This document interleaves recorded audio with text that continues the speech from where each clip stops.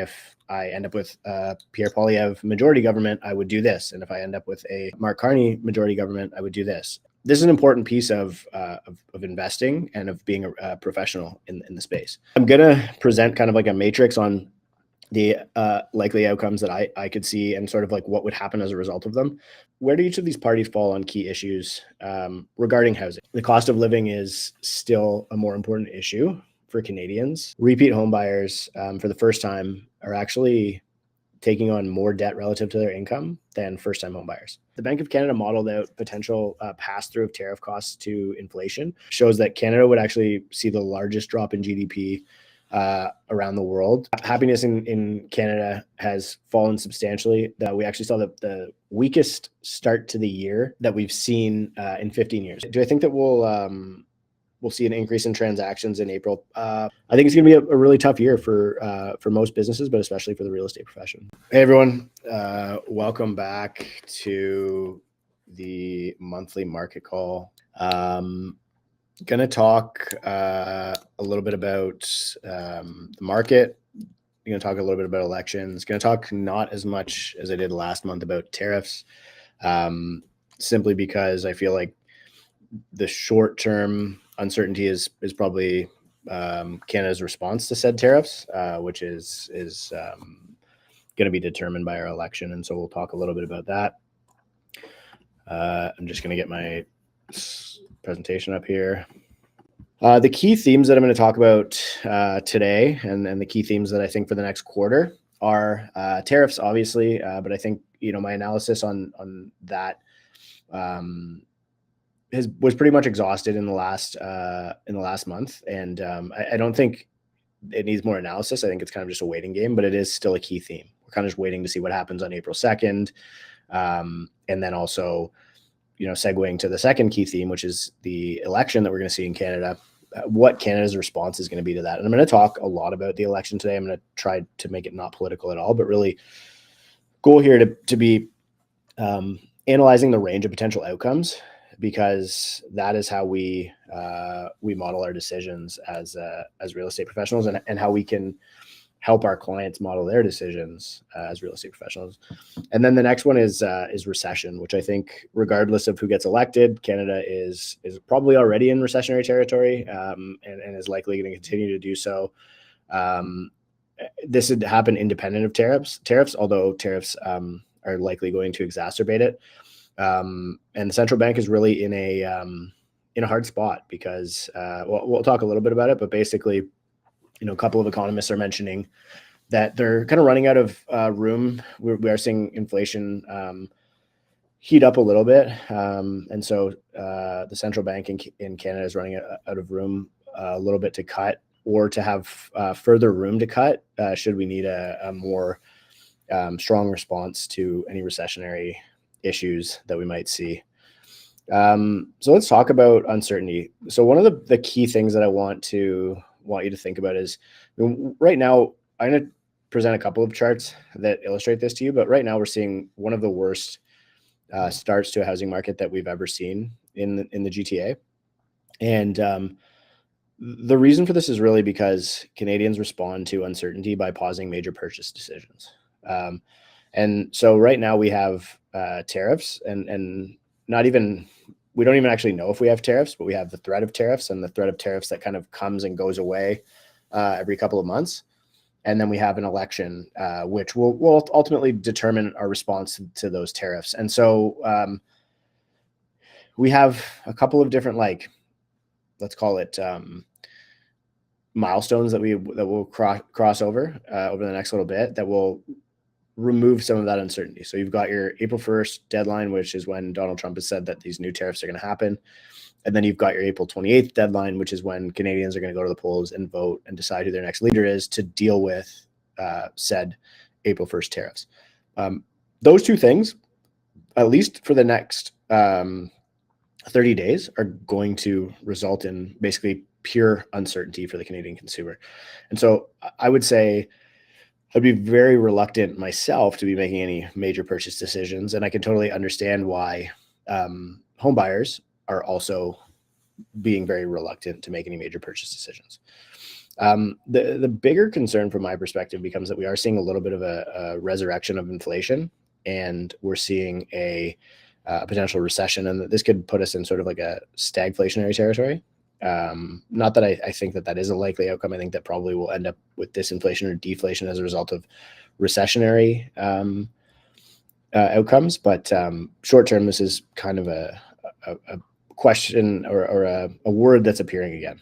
And so when you have uncertainty combined with the potential for stagflation, it really just gives us a big question mark that I think the Canadian economy is dealing with right now. And we're really seeing that as the real estate industry, but also a lot of the Canadian economy kind of grinding to a halt until we have more data. We know who our leader is going to be. We know what the tariff situation and trade war situation is going to look like to make any decisions. And once you have those data points, we will be able to kind of go forward with our decision-making process.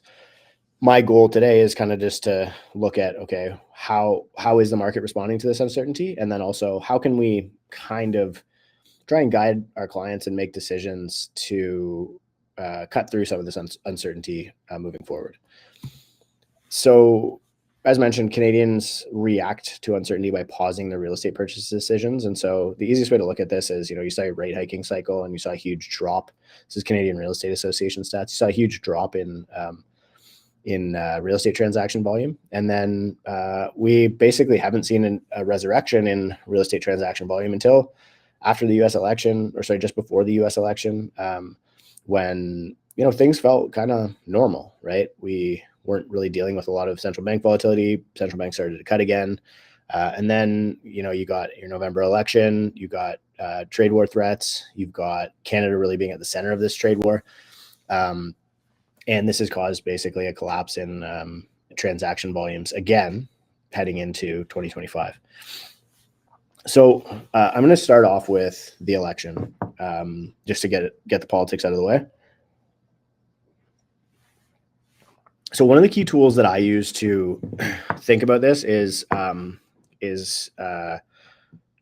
betting markets, right? And people who are basically putting their money on the odds of things. I think polls are good, but polls can change very quickly, and especially when you start to see response biases in certain voting groups that are just more likely to respond, and certain voting groups are just going to ignore it. If you've received a text message, as an example, think about yourself, whether or not you've responded to it or not, and whether or not your friends and other people in your voting group might do the same thing. And so the odds is really kind of the best way to look at this. I took the screenshot yesterday, but the odds are about 50-50 again today, with Carney kind of popping back up above Pierre Poilievre. And I don't really have an opinion on the outcome of the election. What I actually would say that Canada is very fortunate to have two relatively normal and decent candidates. So there I can upset all sides equally with that statement. But I think that the point of this is that we want to think about what would it look like if either of these individuals got voted in, because now all of a sudden we can actually be of value to our clients or to ourselves and to our own investment decisions in the next 30 days before that takes place. And we can say, okay, if I end up with Pierre Poilievre majority government, I would do this. And if I end up with a Mark Carney majority government, I would do this. And this is an important piece of investing and of being a professional in the space. I'm going to present kind of like a matrix on the likely outcomes that I could see and sort of like what would happen as a result of them. But basically, you've got a pretty close to equal chance that each of these parties wins a majority in the Canadian election. So sort of 28% chance and climbing that the Conservatives win a majority, 32% chance that Liberals win a majority. And so the higher percentage chance, everything outside of that, is that we end up with a minority government. Liberals can actually form government likely with a minority, with an NDP coalition. Conservatives, it's kind of a question mark. We don't know whether or not they'd be able to form government. If anybody, they probably would be left to have a coalition with the Bloc, which I don't necessarily know if I see happening. So let's just kind of look at this range of potential outcomes and what would happen. So if we end up with like a CPC majority, which I would say again, kind of 5 to 10% likelihood, you would get policy actually happening because they have the majority, and so they can actually get policy pushed through. And it would be rightist policy. So you would see it being destructive of inflation, cutting of expenses, social programs, taxes, etc. Minority, CPC minority, which is probably the most likely outcome at this point, although probably off outcome with falling likelihood, would be probably the least progress we would see from a government, simply because they would likely be obstructed by their opposition, and they wouldn't be able to get policy passed. And any policy that did get passed would probably be centrist. It would be something that the other side would be agreeable to. I would say that the primary goal is to solve this trade war, and so I would say that as long as the ideas to do that are good, both parties will probably be pretty efficient at getting policy passed to do that. But I would say actually that it may be a little bit unfortunate. This is the highest likelihood outcome, simply because you'll need a pretty strong mandate and pretty strong action for either government, doesn't really matter, to deal with this trade war issue swiftly and efficiently from my perspective. And it's having kind of a strong opposition and a lot of political jockeying back and forth will probably prevent swift action from being taken place. Final two potential outcomes, let's say your LPC majority, so your Liberal Party majority. Again, you would see policy progress because you would have they would have a majority, and they would be able to get policy done. And it would probably be leftist policy, so probably a little bit more government spending, a little bit more fiscal dominance, which basically means the government can kind of outspend the central bank in creating inflation, or in their ability to reduce inflation, and especially with a central banker leading that party. I think if you ended up with a Liberal Party minority, they would probably form government with an NDP coalition, and so that might push the scope of policy that they're able to get passed a little bit more left than it would be if they were to get a majority government. So the next thing that you kind of want to look at is, and this is really rough, but more thought experiment that I think that you should do as an individual, and maybe have these thoughts with your clients, is where do each of these parties fall on key issues regarding housing? I'm not going to talk about stuff that I'm not qualified to talk about, because I just fortunate enough to have learned that lesson the hard way in the past. So which government is going to create more demand, and which government is going to reduce demand?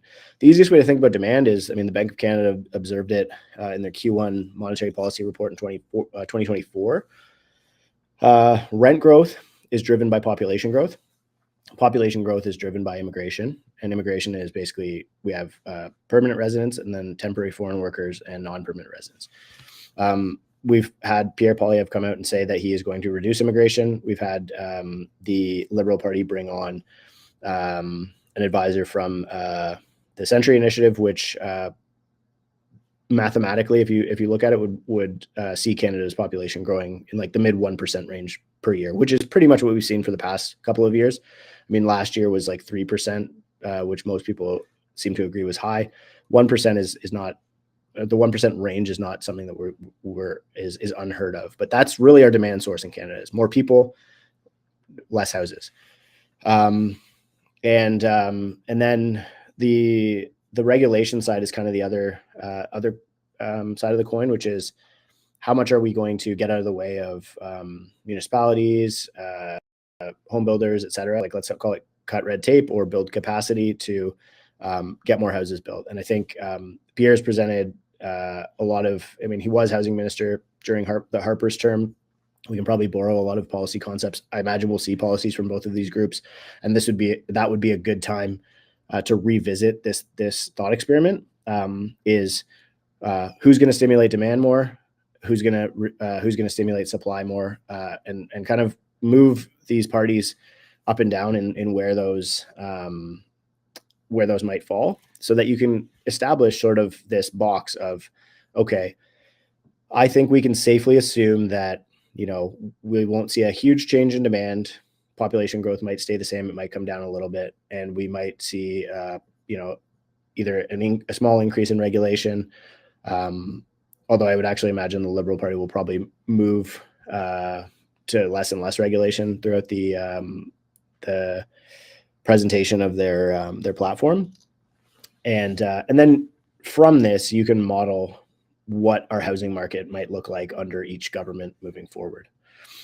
The other piece that we've seen is tax cuts. So we've seen tax cuts from both the LPC and the Conservative Party of Canada.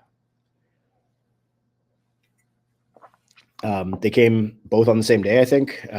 Carney released his first, which was 1% tax cut, which results in about $250 savings.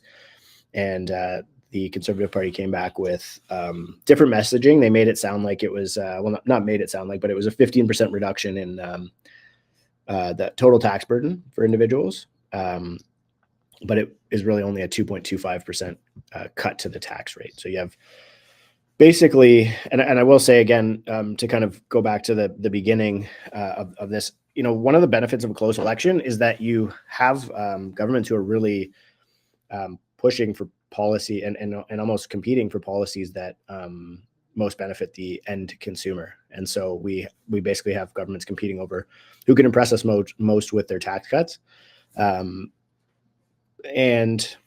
this basically modeled out, this chart here is how much money those tax cuts would save households based on their total annual family total income, ranging from kind of the $400 range for the CPCs to up to over $1,200 if you make over 180K.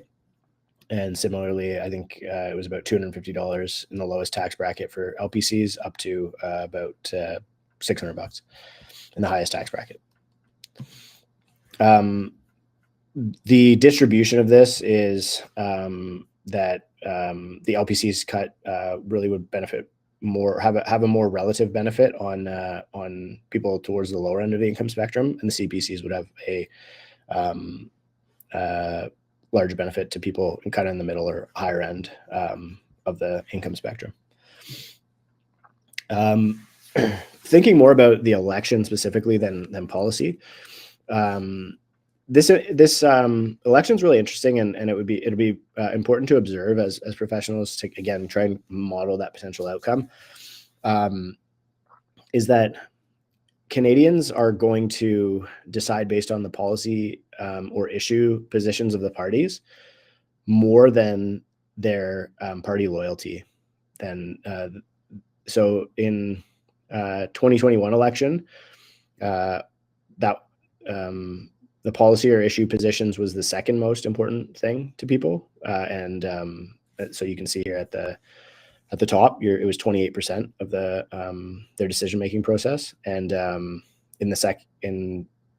the 2021 election, people were generally voting for the same party every election. That seems to have shifted. That party loyalty has kind of been blown open by, I think, a big divergence from the historic Liberal brand, maybe not the historic, but the Liberal brand of the past 8 years in Mark Carney, but also in a lot of people shifting their positions as a result of changes in the economy and policy over the last couple of years. And so it's been a big shakeup. There's a smaller amount that would decide based on the leader of the party, no real change in that regard.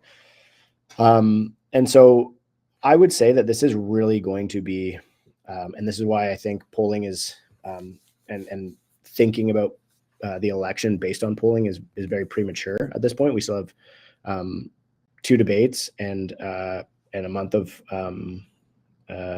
platforms to be released, and it sounds like what happens in the next 30 days is really going to decide how voters show up based on those policies or issue positions of the party. So the next thing is, what are those issues? And it's interesting because, I would have assumed that at the top of this list would have been the U.S. trade war and tariffs, but it's not. The cost of living is still a more important issue for Canadians than the U.S. trade war and tariffs. And they're probably both pretty related to one another. So that's worth thinking about as well. A little bit further down on the list, we have housing affordability. which is still a significant issue, as well as improving the economy. Healthcare is in there as well. I won't touch on that because I really know nothing about it. But to me, these economic themes are really going to be important on messaging for these parties, and I would pay very close attention to how they do that moving forward.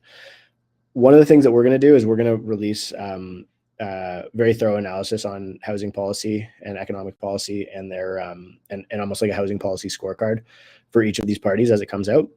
So stay tuned for that, and make sure if you just go to the Valerie.ca website and register, you will get on the email list, and we'll send that out as an email once it's out.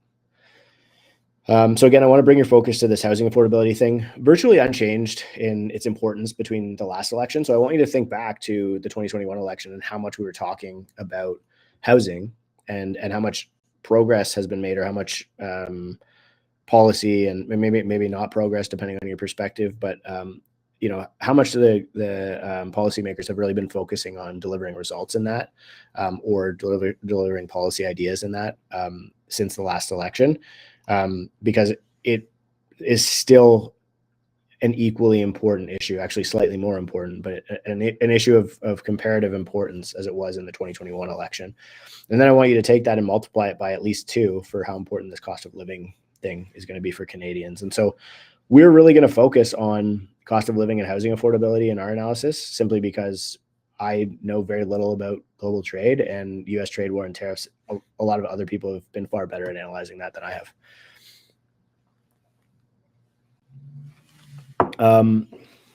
Thinking about that affordability side of things, we have record mortgage renewals taking place in 2025, and it's in an interesting position that we've ended up in. So this chart comes from the Bank of Canada, and it's fascinating to me. Repeat home buyers typically track below your first-time home buyers as their loan-to-income ratio. So they typically are spending less for their house relative to their income, or they have a smaller mortgage relative to their income. A lot of this because they have accumulated equity that they can pull forward into their investment. But you'll notice how much tighter these lines got over the last little bit, and to the point where actually repeat home buyers for the first time are actually taking on more debt relative to their income than first-time home buyers. A lot of this, it could be that, well, a lot of it is those renewals where they didn't really have a choice and they have to kind of take whatever they can get. But a lot of it is also that first-time home buyers are kind of coming out of the market a little bit, or they're able to pause their decisions without any impact on their household borrowing. Whereas existing home buyers don't really have that luxury because they already own the asset and they need to continue servicing it. The newer data set, you can see that they're down a little bit, but as of the end of the original data set, the repeat home buyers were actually taking on more debt than your first-time home buyers. And then again, on your new data set, your first-time home buyers are lower than your repeat home buyers. Worth noting, because a lot of people make fun of, or like not make fun of, but are offended by investors and their role in the housing market. Investors have the lowest loan to income in the market. So they're actually taking on the least leverage relative to their income. And they're also the smallest part of the market.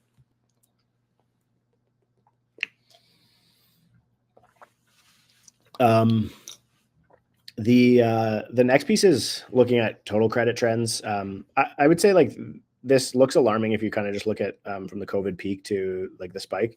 But if you really look at it, if you kind of draw a line from the past low at the beginning before 2016 and draw it straight, it looks like we're kind of just returning to the long-term trend line. Not to say that that's a good thing, because any increase in borrowers falling behind on payments for at least 60 days is not something you want to see. But nonetheless, it looks more like a return to the long-term trend than some sort of an economic anomaly that's alarm sounding.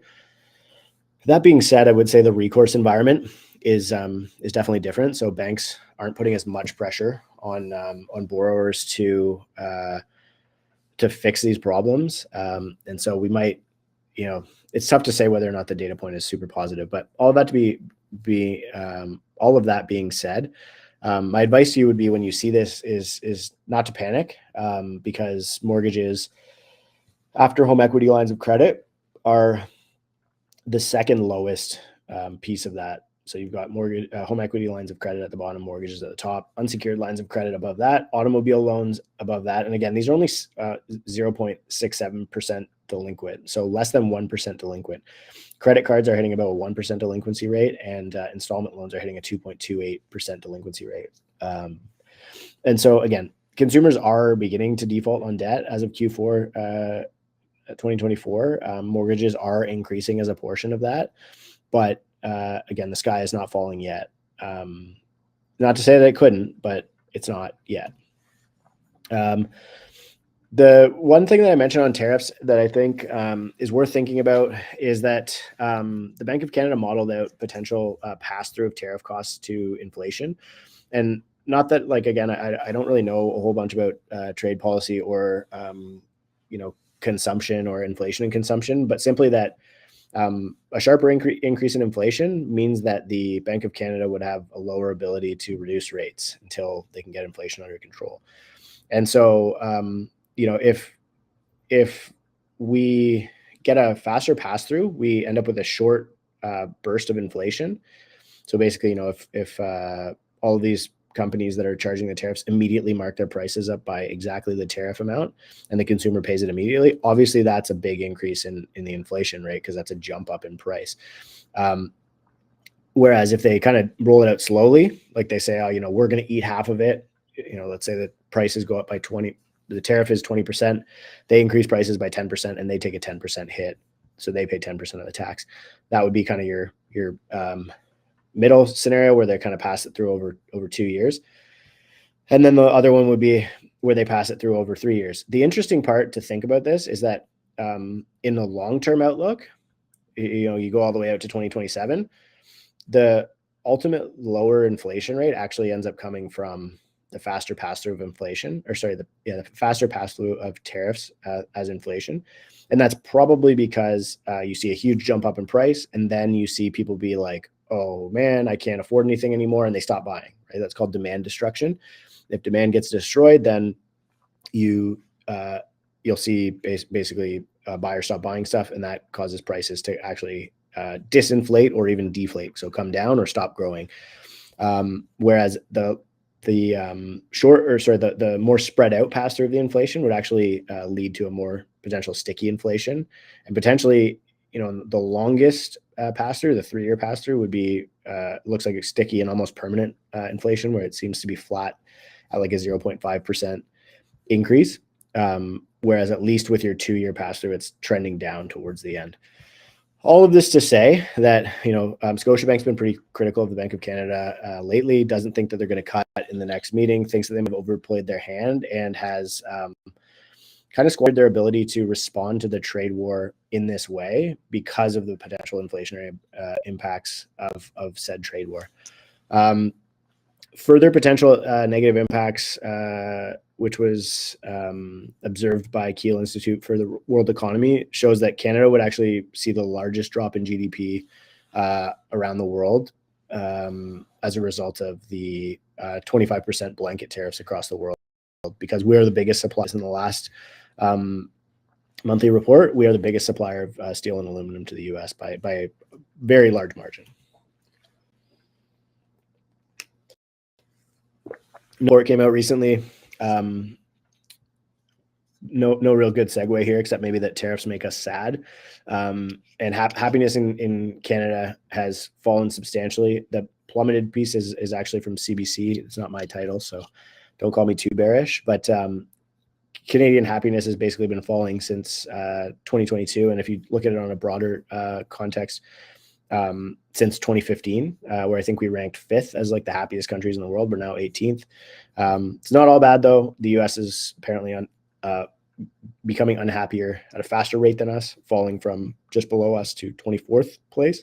All of this to say that, economic disappointment is one of the biggest issues that Canadians have with with the election coming up. And so I would just pay very close attention to your fellow Canadians. Don't be afraid to have those political conversations. They don't always have to have a political bias in them. Talk openly about policy and like what are good ideas to advance our country. And pay a lot of attention to that, because I think that the outcomes of those conversations and the things that you hear and observe are really going to be able to guide you more than anything I can say on a call like this, and anything that a chart can possibly communicate to you, simply because like it's the spirit of Canadians that will decide the outcome of the election. That's kind of how democracy works. And I think that listening to a variety of voices as well as you can is actually going to help you predict the outcome better than any poll or any poly market odds might do. Okay, now we're done with politics, tariffs, and the election.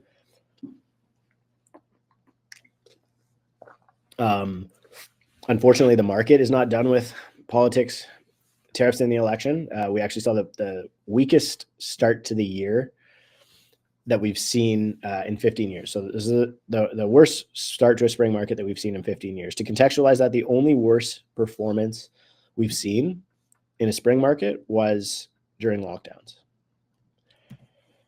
And so the real estate profession is really struggling here. We're not seeing a lot of transactions. People really have no idea what to do. And frankly, they're really just looking for, buyers and sellers are looking for clarity, and they're waiting to see what happens. And we're really in a wait and see thing. And to be honest, I totally respect that. And I think that's the best place that our market could possibly be in right now. Do I think that this will continue into March? You'll probably still see more transactions into April. Do I think that we'll see an increase in transactions in April? Probably. We always do. People, we see a spring market. That's just typically when people like to prefer to buy and sell homes. I think we will see a spring market. It'll be a little bit higher than it is right now. It's not going to be a lot higher. It's still going to be subdued. I would say that this line will likely stay below, and it'll for probably most of the year until we've got some certainty, right? And if you look at your kind of COVID lockdowns as an example, you kind of had a big period of uncertainty, and then you had a lot of that demand, those 2 months of people who should have been buying, or 3 months of people who should have been buying. It very quickly gets back to its kind of long-term trend, because a lot of that demand gets pulled back, pent up, and then kind of slingshotted into the future. Probably the more concerning trend to look at is the active listings. By the way, I created all these charts on the Habistat. If you go to the habistat.com, if you're a Toronto Real Estate Board member, you can use it. It's a free tool that's available for members, included in your TREB fees. But active listings on the Toronto Real Estate Board, highest that they've been in at least the last 10 years. So you can see here we've basically started the year with really high number historically of active listings. Like the last time that we've seen active listings near this high would be your 2016 market. The other piece is that the total dollar volume, sales volume by region, you can see. So total dollar volume is kind of like your GDP of real estate, right? So the real estate market is distributing basically fewer commissions than we've ever seen. So real estate professionals are really tasked with how do we bring home as much money, put as much food on the table for our families as we did in the year prior. The big way you're seeing a lot of people pivoting to leasing. Leasing's still a pretty active market. You're seeing a lot of people make changes to their to maybe not their top line, because we can't do so much, but also to their bottom line. Streamlining their businesses, hiring AI would be another good one. So there are a lot of themes right now, and it's not so much that I'm saying that to scare you about the real estate industry, but also just to think about, if you're a real estate professional or whatever business you're in, think about the business decisions that you've made over the last little bit, how they've changed, and then kind of cast that out over the entire economy and say, this is the contraction that I think could happen over the next little bit in Canada. And that's probably an outcome that's worth modeling for. I think it's going to be a really tough year for most businesses, but especially for the real estate profession and probably for holders of property. I think people will be disappointed with the performance of the market this year. Lease prices are an interesting one. I think we are seeing a bit of a trend down in leases. I like to look at leases simply because they show us kind of like what the price floor of the market could be. Because, at the end of the day, your investor bid is your smallest bid, but it's probably also the last bid. Like at a certain point, if prices become compelling enough and everything cash flows, you will start to see, as you saw in the US, institutional capital start piling into Canadian real estate. You will start to see, your mom and pop investors start to pile into Canadian real estate the way that you've seen in the US as properties start to be able to service their debt and people feel that properties are discounted. Months of inventory is another interesting one. So I don't really look at months of inventory on a monthly basis. I look at it on a 3-month basis. This comes from the Habitat as well, but this is your 3-month rolling average months of inventory, and it's basically the highest that we've seen since 2016, which I think the longest that I have that data set for. And so you're as a professional who's representing buyers in this market, it's a really good buyer's market, honestly. Like, I mean, statistically, there are some questions around what constitutes a buyer's market, but I would say that by and large, we have entered a buyer's market, and I think that we should be treating it as such when we're representing sellers and when we're representing buyers. Terminations is another interesting one. You're seeing more and more people giving up on listing, or we're seeing the terminate and relist probably is another one. But either way, the volume of terminations is a very interesting data point to be looking at. And 2025 actually gave us the highest level of terminations that we've seen in the last 10 years. Median sale prices, interestingly, kind of trading sideways, slightly down, I would say, like in a slightly downtrend if you look at that whole channel. But if you look at the entire GTA, it's funny because, like, I'll give myself a pat on the back for this one. In 2022, I said, after the drop, I think the market will trade sideways for a couple of years. It has been a couple of years. It has traded sideways. I think I'm going to change my perspective now, given the economic headwinds, trade war, the setup for Canada economically. Probably a little bit more downside risk in the market than upside risk. But I am glad that I was right on the sideways market call for the past 2 years. That's all I got for you today. Feel free to invite as many people as you want to these things in the future, and look forward to seeing you next month, hopefully with an analysis of the amazing housing policies that we're going to look forward to in the next month. So